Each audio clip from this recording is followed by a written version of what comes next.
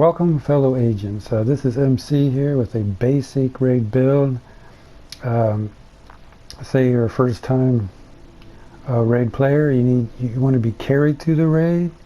This build will work for you. Or you've moved from TU5 to TU6. You've stacked a bunch of talents and you need to fix your build. This build will give you an idea what you need to do to get started on a raid build.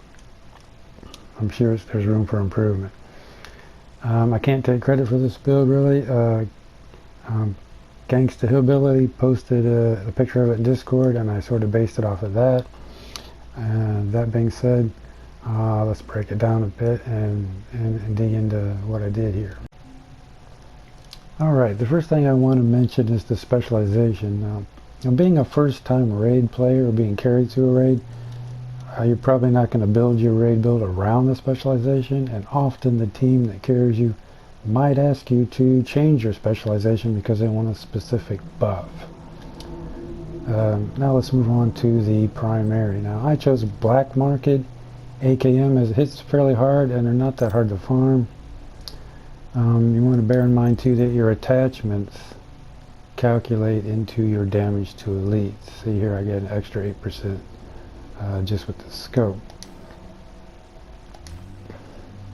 Now for the secondary I chose a Nemesis because I wanted the headshot damage bonus, especially for the heavies.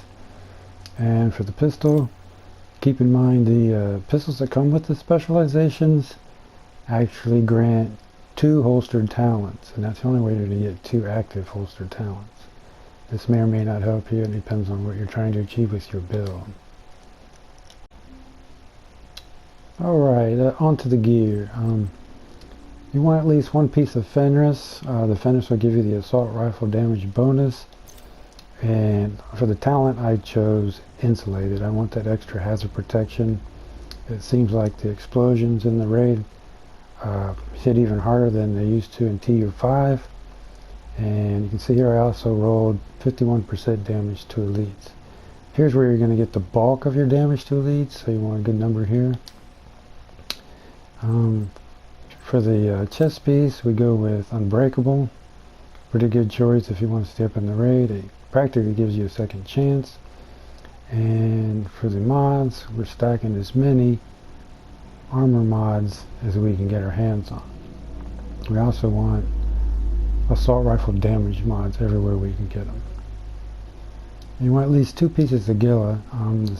The 5% total armor bonus and the 20% more hazard protection, a pretty good deal.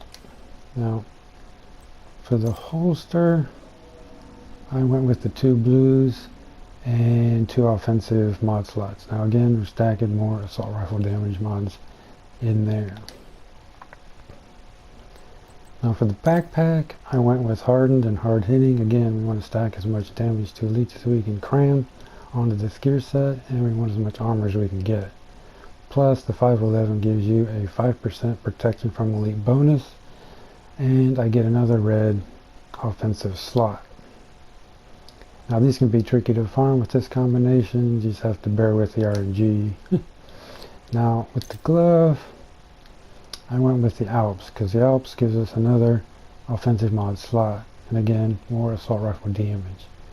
I also went with 5% weapon damage with Devastating for the talent. Now, for the knee pad, patience. You definitely want that. Always be leaning against an object or behind an object. You get passive healing, and the NPCs hit pretty hard in the raid.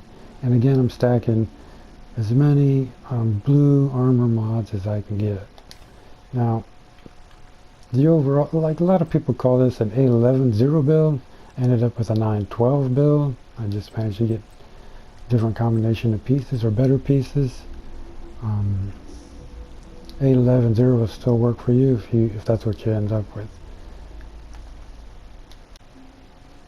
Now for the skills. Now to stay up in the raid, stuff hits pretty hard in the raid. I recommend the Revive Hive and the Chem Launcher with heals. It's probably your best bet to stay alive in the raid.